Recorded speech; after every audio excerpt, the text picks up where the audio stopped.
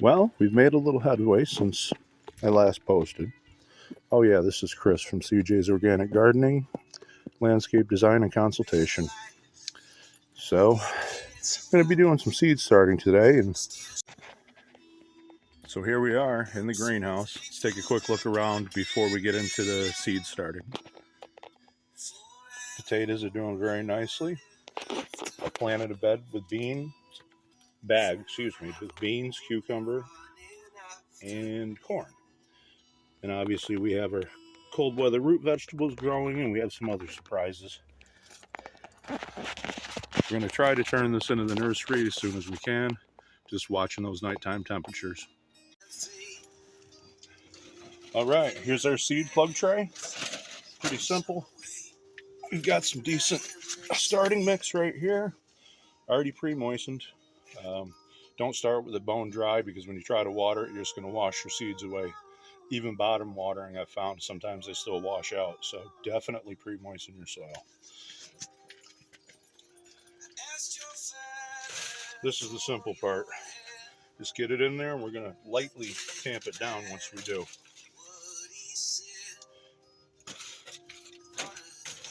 I've always found the corners don't want to fill up, so you got to double check them. But it's just this simple. Let me get this filled, and I'll pick back up with you when we get the seeds out. All right, our seed plug tray is filled. I'm going to start planting. Pretty simple for the most part.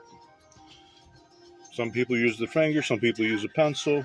Make a little indentation depending on what type of seed. Read the back of the package. It's going to tell you how deep it likes to be planted. I'm going off the top of my head. I'm doing onions from seed, red onions. They don't have to go very far down. I'm only going about a half an inch.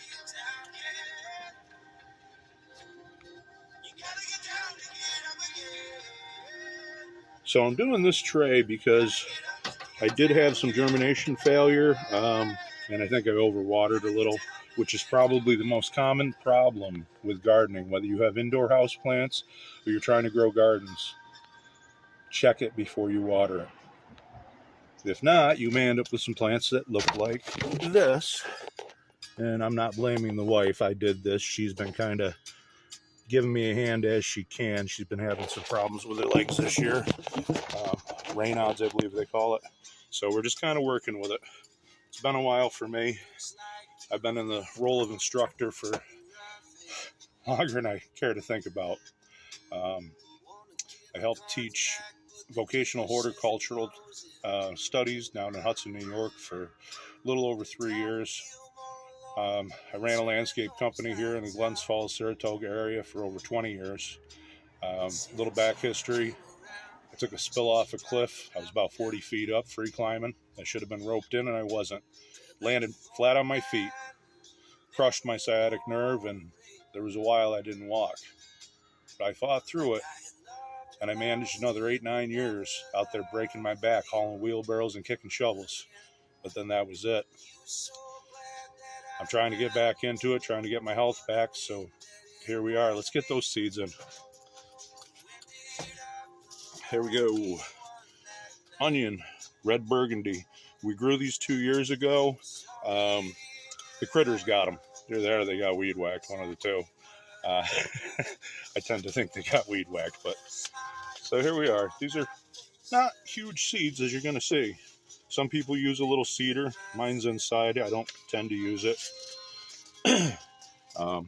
My dexterity is still pretty good, so I can tell how many I have between my fingers. And I'm dropping 2 in each little spot, because even if I get 50% germination, I've still got full cells.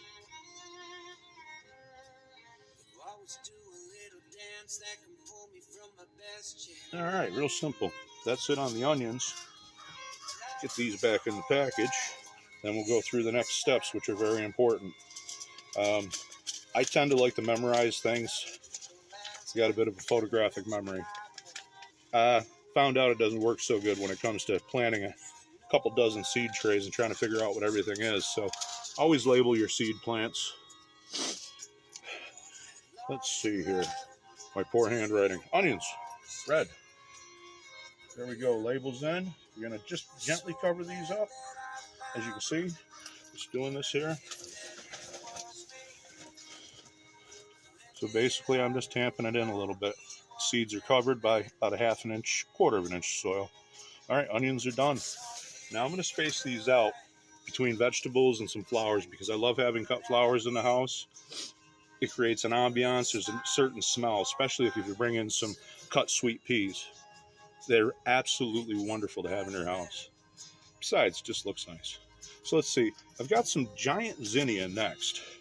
So these things here, they're giant cactus mixed color zinnia. And if I remember correctly, they grow, up to 3 feet tall. These are going to look pretty cool in one of our beds around the house. Going to look even better in a vase on the kitchen table. So same thing. I'm not going to be planting these very deep. They don't require it. There we go. There's pencil. Real simple.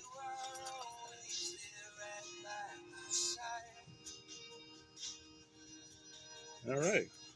Let's get some zinnias planted.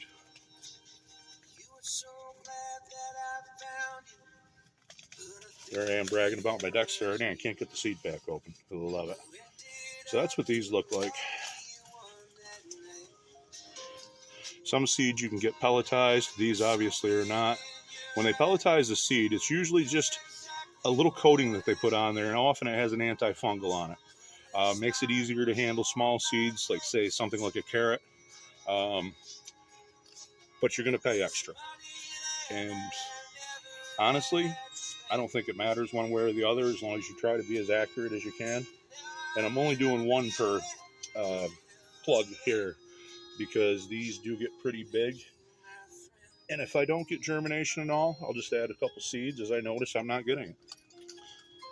All right, I'm going to do a few more and then I'm going to get back with you guys. All right, doing peat pots is pretty simple. Doing them right in the bucket that I have my potting mix in. I make enough of a mess.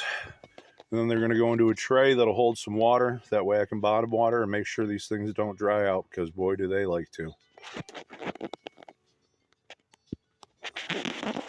I think I'm only going to bring 3/4 of these in for the propagation tank. I'm going to try the other quarter out here, see how I do. Right, I've made a little headway. Got quite a bit planted here. Let me just grab this camera so you can see what's really in here. All right, so there's quite a few varieties. I got the last 3 rows of plugs to start, so I guess we'll do a little video of that. Just a little reminder of how it's planted and what to do, and hopefully maybe a little of what not to do. I've learned a lot of it the hard way. I didn't pay attention real well when I was learning this, unfortunately. So I had to relearn a few times, but for as much as I enjoy gardening, I really don't mind that. Hey, slow learner, I guess. So I'm actually going to do 2 rows of Roma tomatoes. I have some going that are decent, but I just don't have enough, and I really want to do canned sauce this year. You know, ball canning jars and whatnot. Yeah, I'm a bit of a prepper, for those of you who already didn't know that. So let's get these planted. All right, once again, just a little 1/4 to 1/2 inch, because that's all these are going to require. Some, you got to read the packets. Some do have to be planted a bit deeper, and you'll have much better results when you have germination or not. All right.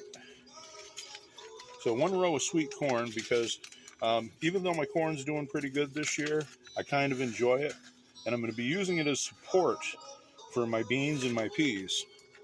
I'm sure I'll have to use some stakes as well, but it's just going to help. It's kind of like the 3 sisters things, the squash, the corn, and the beans. The corn's a heavy feeder, grows tall, pretty strong. The beans, they literally fix nitrogen from the air around them and bring it to their roots and bring it back into the soil, which immensely helps the corn. And then the squash, cucumber, whatever it is you choose to grow, that's going to cover the ground so the soil doesn't dry out so quickly. So that's basically my idea. A little modification. I'm putting a lot of flowers in the vegetable beds this year. I want to draw pollinators. So here we go. Let's do the sweet corn right on the end here, because it tends to get a little tall. Peppers grow a little slower. They definitely don't care for this cooler weather we're having. But again, I'm going to be putting this in the propagation tank. It's a consistent between 70 and 80 degrees, very humid, and I can monitor it a lot better without having to come out and around the property to get into the greenhouse. Besides, we're going to see some pretty chilly nighttime temperatures here. All right, now 2 rows of Romas, if I can find what I did with them. There you go. There's some real little seeds. So typically, the smaller the seed, the less depth you have to plant it at. So something small like this, 1/4 of an inch is just fine. Or even just a little light coating of soil over the top. I used to brush it on with a hand brush after laying these on top. Sprinkle a little more Pro Mix or whatever it is you like to use for seeding. Just tamp it down a little bit. I'm trying to get about 1 in each, but some of them got 2. Is what it is. Hey, thanks again for watching. I got a lot of stuff to do. I love making content, but I've really got to get some work done.